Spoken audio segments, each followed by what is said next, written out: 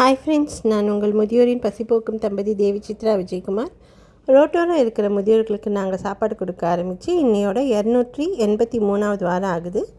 இன்றைக்கி என்ன சமையல் செஞ்சுருக்கோன்னா, வெஜிடபிள் பிரியாணி, அப்பளம், கேசரி மற்றும் கிரிமி பாட்டு.